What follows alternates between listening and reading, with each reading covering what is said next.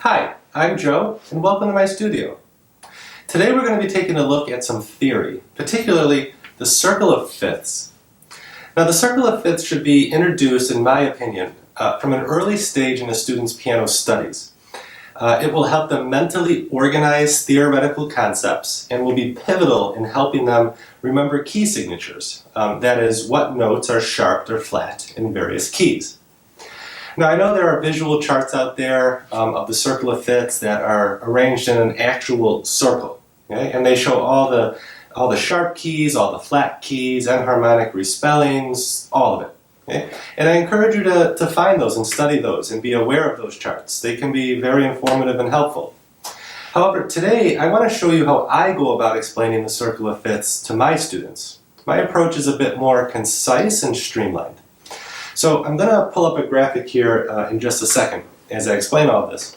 But first, looking at your keyboard, we're going to start the circle of fifths on F. Okay? So now from F, if you count F as 1 and you move up 5 notes, it puts you on C. So now we have F and C. We'll do the same thing from C. We count C as 1, move up 5 notes, it puts you on a G. So now we have F, C, G. And if we continue this process, we get the following order of letters. F, C, G, D, A, E, B. Now, if you go up another 5 notes from B, it brings us back to F, hence the circle. So what you first need to do is memorize this order of letters so it's completely fluent. And if it helps, there's a silly little sentence you can remember which uses each of these letters. Father Charles goes down and ends battle. I know, it sounds weird and silly, but I'll explain in a minute why this particular sentence is an important one to use. Now, these letters, when we read them left to right, is the order of sharps. So if a major scale or a major key has 1 sharp in it, it will be an F sharp. If a major scale or key has 2 sharps, those 2 notes will be F sharp and C sharp. If a major scale has 3 sharps, those notes will be F sharp, C sharp, and G sharp, and so on. So that tells us which notes in a major scale or key are sharped. It doesn't tell us which key we're in, though. Here's the trick to figure that out. So let's take the major key that has 1 sharp in it. Okay, we know from the circle of fifths that 1 note is going to be an F sharp. If we think of an F sharp or find an F sharp on the piano and move up a half step from it, it puts us on a G. So G major has 1 sharp in it. Let's try it with a major scale that has 2 sharps. From the circle of fifths, we know that the 2 notes are going to be F sharp and C sharp. We take the last note we said, in this case it's C sharp. Okay? In the previous example we only had 1 sharp, so the first sharp was also the last. Okay? But here we have 2, so we have F sharp and C sharp. If we move a half step up from C sharp on the piano, it puts us on D. So D major has 2 sharps, F sharp and C sharp. Let's try it with 3 sharps. Those 3 sharps would be F sharp, C sharp, and G sharp. The last sharp we mentioned is G sharp. If you move up a half step from G sharp on the piano, it'll put you on A. A major has 3 sharps, F sharp, C sharp, and G sharp. Works every time. Now flat keys are a bit different. We use the same order of letters, however, we need to be able to say them fluently in reverse order. B, E, A, D, G, C, F. And this is why that silly little sentence from earlier is so important. You can say the same words in reverse order, and the sentence, still silly, but sort of still makes sense. Battle ends and down goes Charles' father.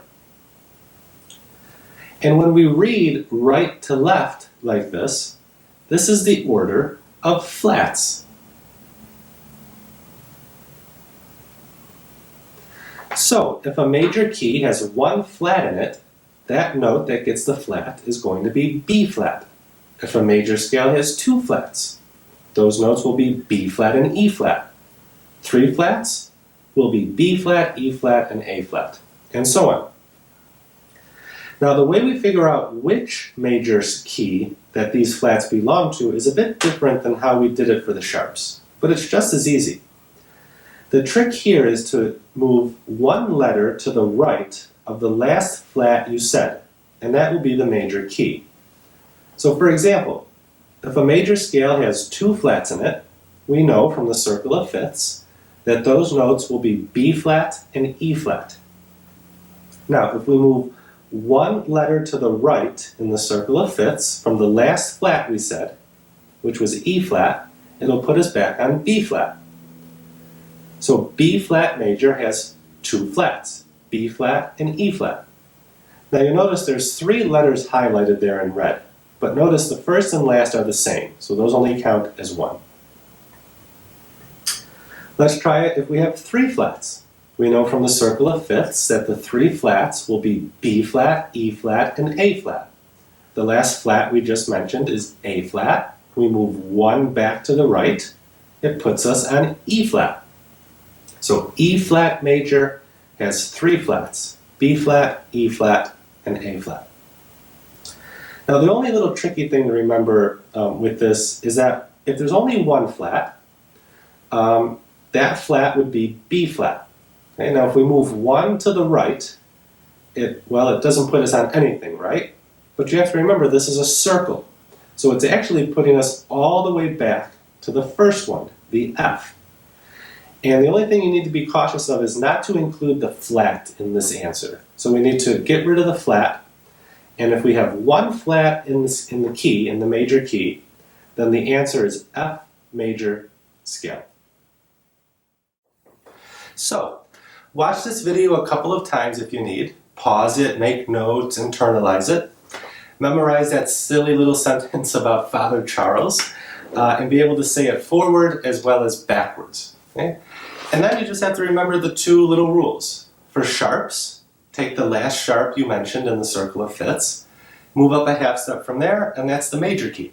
For flats, you also take the last flat you landed on in the circle of fifths, but then you just move 1 letter back to the right in the circle of fifths, and that's the major key. So I hope you find all of this helpful as you begin learning your major scales and key signatures. The circle of fifths is a very useful and helpful tool to have at your disposal. So make sure you're very fluent and comfortable with it. As always, if you have any questions, feel free to comment below or contact me at any of the links I've included in the description. Please also subscribe to my channel and be sure to check out my other videos. I hope you find them helpful in your studies.